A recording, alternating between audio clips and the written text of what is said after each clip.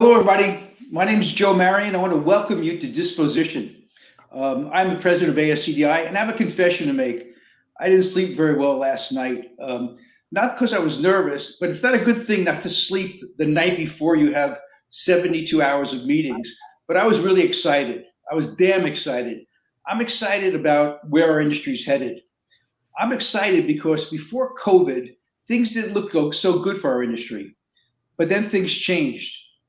People were forced to work from home, as you know, supply chain issues, and our industry was designated as an essential industry to the infrastructure in almost every country in the world.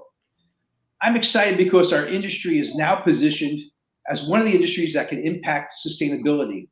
There's a direct tie in what we do in clean energy. We harvest renewable resources, and every time that we put a used product back into productive use, we're saving energy. I'm excited because of the opportunities. Investors are rewarding companies in our industries. So is the government. I read this morning that the US Department of Energy has $400 billion to hand out to companies that can assist in these areas of sustainability. And I'm excited because we've gone worldwide with disposITion. This is the first time in the history of the IT resale industry where there's a worldwide meeting going on. And I'll get into that in a little bit more detail in a second. But we still have a lot of work to do. This week, I learned about a manufacturer or an end user, an enterprise that had a tape drive, two tape drives. They went dead on the same day. Two of the exact same tape drives went dead on the same day. We contacted the manufacturer and found out that the manufacturer wrote into the microcode that in May of 2023, this tape drive will die. And all he had to do was change the microcode to say, keep this thing up and running. But rather than do that, when we contacted the manufacturer, he said, tell the customer to throw it into a landfill and get a new one. Well, he didn't say throw it into a landfill, but that's what he meant. So we still have some work to do. One last thing. You're going to hear the word ITAD a lot today. Our industry has begun to use the word ITAD, IT reseller, service provider, a little bit interchangeably. We're all part of the same ecosystem. Some companies have decided to become certified ITADs. You hear a lot about that today. And some have decided to remain as IT resellers. We all have our part. We're all in the same industry, and we all have an important job to do. So I want to go real quickly and just kind of go through what we're going to be doing today. You can read the agenda yourself, but our next, we have a couple of esteemed speakers coming on next, Todd Bone and Rike Sandlin. We're going to talk about ITAD certifications after that. We're going to talk about ITAD tools. We're going to talk about the right to repair movement around the United States. We're going to talk about M&A, what's going on in merger and acquisitions, how's the valuations of your companies, what do you have to look forward to? And we're going to talk about sustainability from the standpoint of TCO, the certified company. At the end of the day, we're going to have our world famous speed networking session. You'll see a link on the left-hand side of your screen for networking. That allows you to spend 3 minutes networking with every attendee at disposITion. So stay tuned for that towards the end of the day. Now, tomorrow at 8 a.m. Eastern, which is 2 p.m. Central European time, we're going to do disposITion Europe. It's going to be a little bit the same as today, but it's going to have a European flavor. So if you feel like staying up or getting up, stay tuned for that one.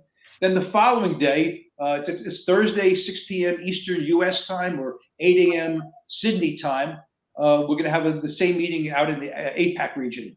So feel free to attend one or all of them. Your ticket gets you into all three events. If you can stay up, I'm staying up. I'm drinking a lot of coffee. Hope to see you there. Lastly, I want to thank our sponsors. I'm not going to read all the names, but you can see them on your screen yourself. These guys are the ones that make it happen. It's a lot of work, takes a lot of money and a lot of time to set up disposITion. We could not do it without these sponsors. Guys, I want to thank you all very much for your support of ASCDI and our industry. Now let me bring on Todd Bone, who's actually on the stage, and Rike Sandlin. Guys, take it away. Thanks, Joe. I'm going to share a couple slides with everybody. Bring that up.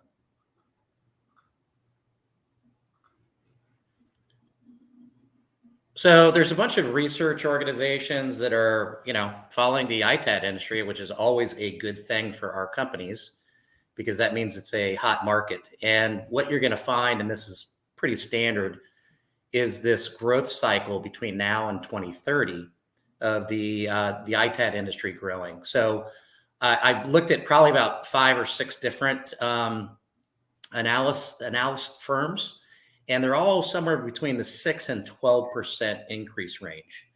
So, just by looking at that, that you're in the right industry at the right time, especially if you can see the tremendous growth that's possible. So that's one good thing. And then if you look at the next slide, because this is a North American portion of our conference, I brought up, what's going on in North America by product line in terms of growth, and that's going to be hitting the aftermarket for us ITADs and companies that resell products. So I think that you can see that's pretty consistent too. This shows a 10% increase.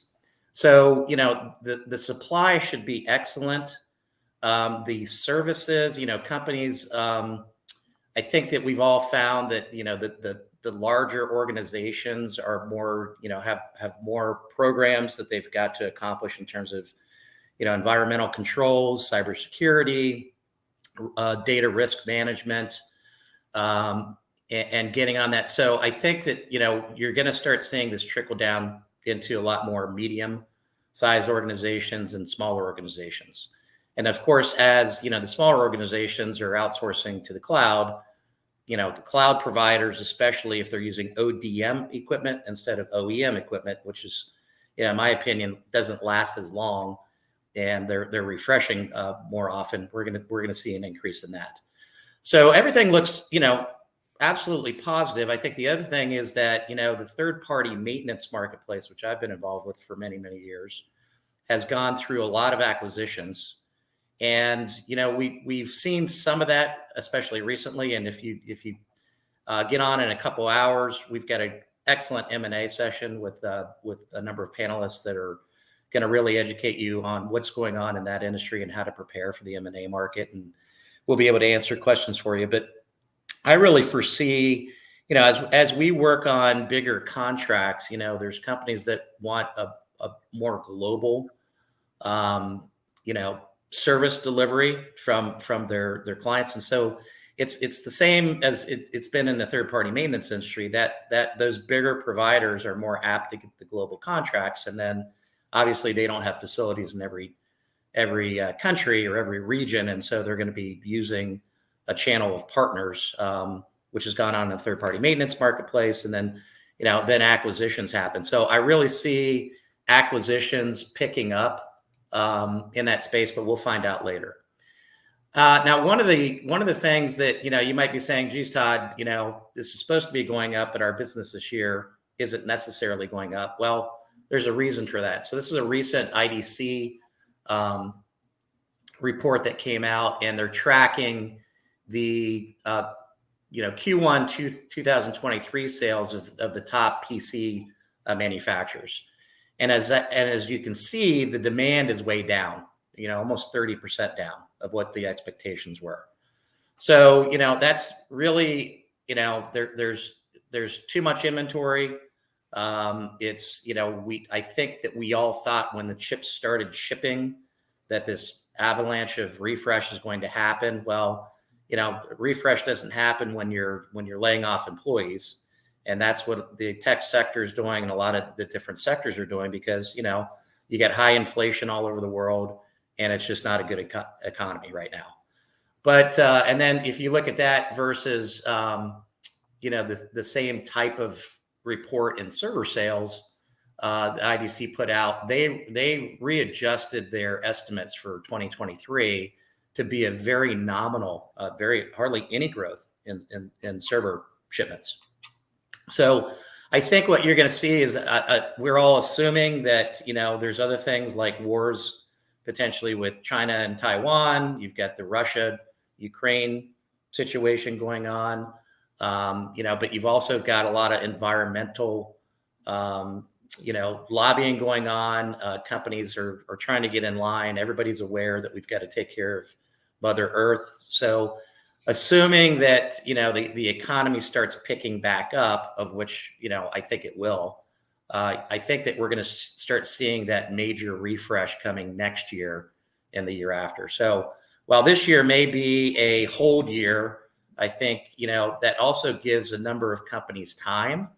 When we're too busy, we don't have time to work on our own companies. We don't have time to put in, ISO quality management systems, start working on ITAD certifications. And so when these times get a little bit slower, that's when you've got the capability of spending some time in those areas. So that's definitely what I would recommend. So just wanted to give you guys a little bit of highlight on some of the financial numbers that's going on, some of the growth numbers that are being projected. And, I think overall, I'd rather be in this industry, considering the refreshes that are going to be coming and the environmental and compliance requirements that are coming, than any other part of the IT industry right now. So, Rike, hand it over to you. Thanks. Just one thing before, I was a little bit missed in not introducing you properly. Todd Bone is chairman of ASCDI, also CEO of XSI, recently sold his company, and is an ITAD, an R2 V3 certified ITAD. So, Todd, thank you very much. And our second speaker for this segment is Rike Sandlin from River Vista Partners. If anybody knows anything about the ITAD industry, it's Rike, one of the smartest guys, one of the most educated guys in the ITAD world today. And Rike, I really want to hear I'm interested in your take on a little bit of some of the changes that we've seen going on. Well, thanks for the introduction, Joe. It's getting a little deep in here, but Joe, you started off with some comments about the ecosystem, right? The resellers, the ITAD service providers. That ecosystem also includes transportation companies. It also includes more of the e-scrap end of life recycling side of ITAD, and they all interact. It's the same ecosystem, and they're all driven by a lot of the same economic dynamics that Todd mentioned.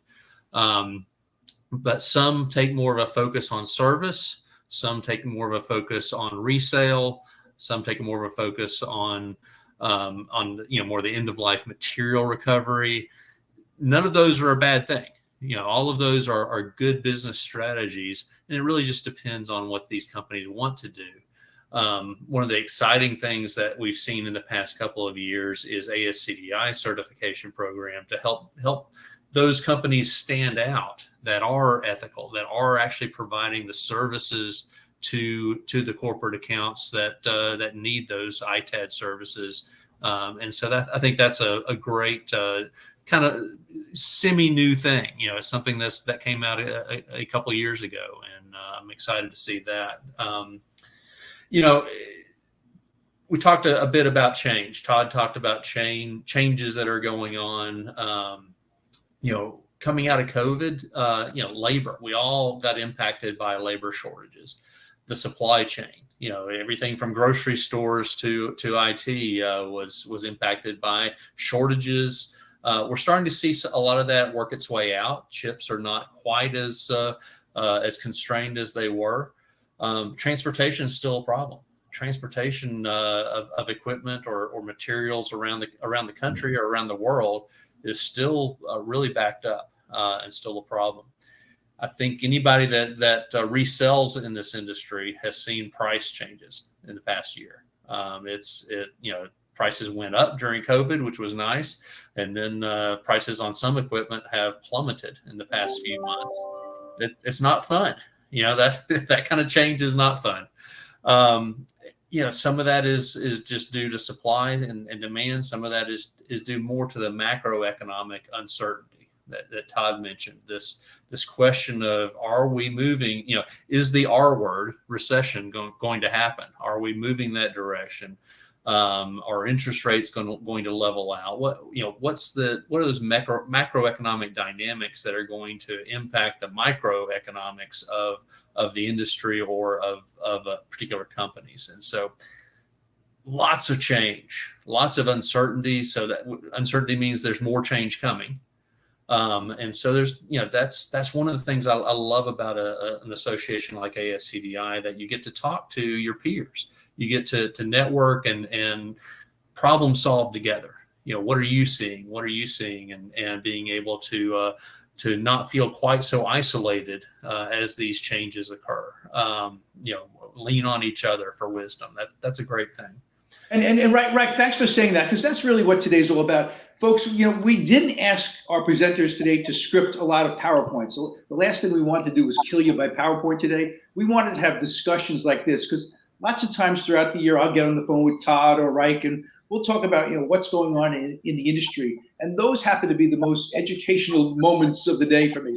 So use today as a time to communicate. You can ask Q&As, you can meet with any of the attendees, chat with them, do one-on-one videos with them, whichever you like. Todd, you said something pretty interesting about, when we slow down, it's a time to retool. I mean, yeah. I'm paraphrasing what you said.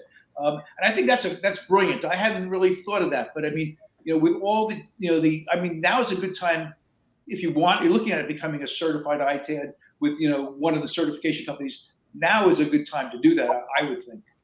Yeah, and we, along with Rike's firm, we've got a number of other consulting firms available through ASCDI that can help you get there. And it's not, it depends on where you are in your quality management system. But anything that gets measured gets improved. So you should at least have a quality management system, and that's typically we were ISO 9001 certified, which got us quite a bit of the way there to the requirements for R2. But, I think it is a good time. It is a bit time consuming. You have to put some additional controls in place. You've got to put some documents in place where you're tracking information, because ultimately you have to prove that what you say in your certification, you actually do. And that's what the auditors are going to be looking for. So I think with all the resources that are out there today, it can be a non-painless scenario to start working on these certifications. And Rike, I'm glad you brought up ASCDI ITAD Certify, because if you look at NAID, ADISA, and R2V3, I know that there's well over 1,600 locations that have those certifications around the world. And just because they have the certification doesn't mean they're a company that pays their bills on time, right? Mm-hmm. And that's why you've got ASCDI and our ethics process, is that, you can, we control that. Everybody signs, the ethics, guide and, certification that they're going to be a good company in our industry. We vet them as members. And so that's just an additional step to ensure that you don't have these types of issues. Because the last thing you want as a company that, like, as I mentioned before, you're going to get ITAD projects that, the company says, okay, now can you do something over in APAC? Well, if you're reaching out to an ASCDI member that does business in APAC, that's going to be you're going to have a lot better time, getting somebody that's good than looking up on one of these certification sites and seeing who's in APAC that can help you. So, it just that makes things more efficient, and it really protects your risk against losses. It's not just that. I mean, we're talking about data bearing devices, and if you hire the wrong person downstream and then they disappear, you're the one that's footing the bill to the client. So take that stuff seriously. Todd, you guys were primarily a service company that became an ITAD. What about the concept of not being a one-trick pony? What I mean by that is, you're talking about there's a slowdown right now, in refreshes, but that also must mean that if you're in the service industry, stuff is staying put. Third-party maintenance contracts are up. Companies are holding on to their equipment longer. The shipment delays prove that. Matter of fact, I think that COVID, if anything, really enhanced the IT aftermarket for refurbished enterprise gear, because we had clients calling us saying, hey, we've got a 6-month to 12-month backlog from Cisco, and we can't wait. I mean, what do you have model wise that you can provide to us? And so I think it really gave a lot more credibility to the to all of our members that sell refurbished equipment. But the other thing that we're seeing is that larger companies are starting to the old adage that you want to reduce the number of vendors that you work with and work with more good vendors. Well, we're signing multi-year contracts that include third-party maintenance, professional services, and ITAD. Mm-hmm. So, I mean, that's the situation you want to be. And now you might say, hey, we don't do third-party maintenance. We don't do professional services. Neither do we. When we started selling third-party maintenance services, I went to SMS, and XSI was SMS's first channel partner. And so, you can build, what we did was, and the reason we ended up doing third-party maintenance is that the key to third-party maintenance is that, the first year you're going to have a lot of expense buying the spares that you need and putting them in place. And then the second year is replenishment. Well, we weren't sharing in that profit with our channel provider, right? So but there's lots of companies out there that provide, third-party maintenance and professional services and private label that service and can get you up and running. And what I would do is at some point, if you find yourself doing enough volume in those areas, then you can insource like we did and start your own program where you're not outsourcing anymore and you actually, are making more profit every year. I'll tell you, there's also, Rike, I have a question for you, but one thing I want to throw at you, Todd, also is leasing. One of the expertise that most of our members have is the acquisition. We know where to buy stuff at the right price. If you can acquire this equipment at the right price, you can put it out on a lease and compete with any brand holder. And when you can also own it at the end of life. You can also rent equipment where they're not getting new equipment from the manufacturer. Hey, I'll rent it to you for 6 to 12 months. The other trend that we're starting to see is the OpEx expense versus CapEx expense. We're actually working on a number of infrastructure as a service transactions where they want us to buy their entire infrastructure, lease it back to them for, depending on the age of the equipment, 3 to 5 years, and then provide a maintenance contract and ITAD services on top of it. So at that point, you own that contract because you're the leaseor, and you can build that into your contract. So I think you're going to see a dynamic shift coming here pretty quickly over the next few years, that these larger companies don't want to tie their money up in assets, and they'd rather be paying the annual OpEx expense and lease expense.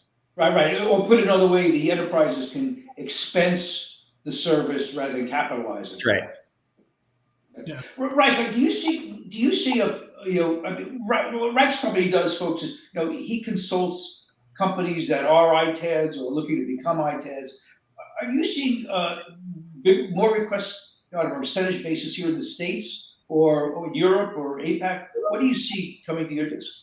Most of my practice, Joe, is in North America, but I am seeing some interest from other areas. This will kind of go into our M&A discussion later on, talking about the globalization of ITAD and how that's impacting the opportunity to consolidate the industry. One thing I'm seeing a lot in consulting right now is ESG. And I was going to ask you about that. Yeah, organizations are starting to see that ESG is going to become a requirement. Large companies may have a regulatory requirement. The smaller companies are part of their supply chain, are going to be questioned, are going to be asked about their own ESG programs. So explain. I'm going to interrupt you. Explain ESG from the enterprise standpoint. start from the ground and work your way up.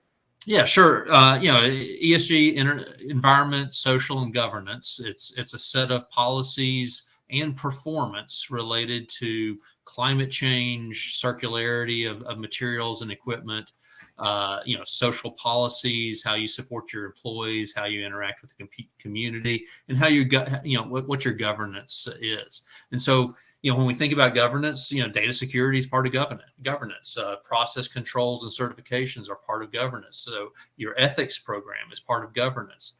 These are really important. And so we're seeing that companies in the ITAD sector are recognizing, one, they have a great advantage, great opportunity to showcase what they're doing, but on the other, they know that requirements are coming from their enterprise clients.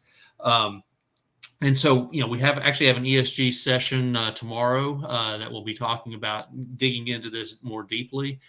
There's a sustainability session later today. But when we think about ESG is a journey. Sustainability is a journey, and it's about storytelling with credibility. And when we think about telling your story around environment, social, and governance, you got to be credible. And that kind of ties in with certifications, that ties in with ethics. And so, all of these kind of things work together. But that's where I'm seeing a lot of consulting interest right now. Yeah. And we, if we're answering RFPs, we're getting the request on what are we doing in these areas. So, it's coming. My biggest fear, and Joe, I've told you this before, is that, that a lot of the companies that are members of ASCDI that, are used to buying equipment from end user organizations are going to have some type of certification down the road to be able to buy the equipment, just because of the compliance that these companies are going to have. And so I don't want to see that happen to our members, that one day, hey, we used to buy, liquid, we used to call it liquidation, right? We used to liquidate from these large, Fortune 500 companies, and now you can't do it anymore because you don't have these certifications in place. So, last week we were at the ITAM conference. That's the IT Asset Managers Conference. All three of us were there, and it's a very common story there. But for this audience, maybe not so much. The Morgan Stanley story, Rike, I'm referring to. That's a perfect poster child for why enterprises are going to demand to do business with certified ITADs. We have about 3 minutes left of the session, but in 3 minutes or less, can you net out Morgan Stanley? What happened? Well, yeah, Morgan Stanley, effectively, Morgan Stanley lost control. They had a couple of data center decommissions that occurred, and the controls that they put in place, they didn't follow properly.